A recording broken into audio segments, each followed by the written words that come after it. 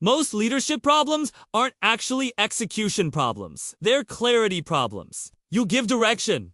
You think everyone's on the same page, and then a week later, you realize your team is moving in 5 different directions.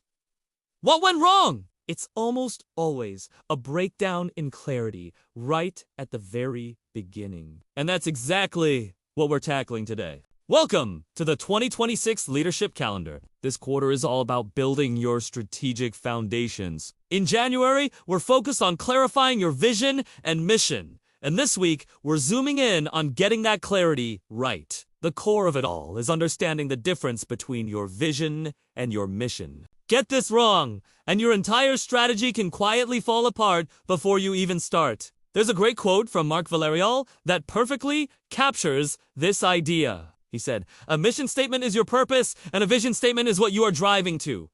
Let's break that down. Your mission is your why. Why do you exist? What is the fundamental purpose of your organization? It's the anchor. Your vision, on the other hand, is your where are you going? What does the future look like when you've successfully lived out your mission? It's the destination on the horizon. Here's the core insight that most leaders miss. Stating your vision and mission isn't enough. True clarity doesn't come from saying something once, even if you say it loudly and with conviction. Clarity only creates impact when your intent is translated into consistent daily behavior. Alignment isn't built in a single all-hands meeting or a well-crafted email. It's forged in the hundreds of small decisions made by your team every single day. The big mistake is assuming that because you understand it, everyone else does too. But here's the reality.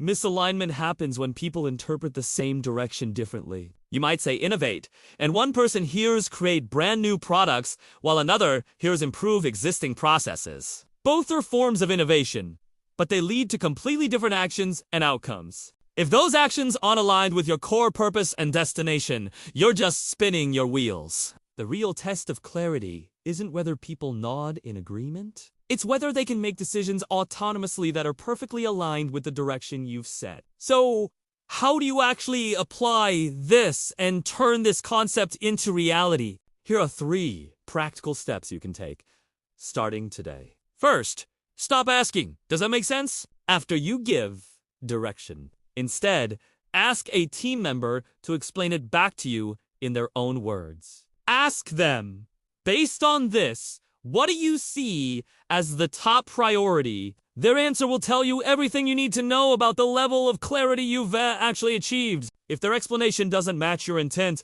you haven't communicated clearly enough. It's not on them. It's on you to refine the message. Second, take a hard look at what gets rewarded in your organization. Do you praise people for hitting short-term targets, even if it means cutting corners that compromise your long-term vision? Do you celebrate firefighting over strategic prevention? Your reward system is the loudest message you send. It tells people what you truly value, regardless of what your mission statement says. Make sure your rewards reinforce the behaviors that drive your vision forward. Third, be ruthless about removing conflicting priorities. When everything is a priority, nothing is a priority. If your vision is to be the industry leader in customer service, you can't also make reduced support costs by 30% a primary goal.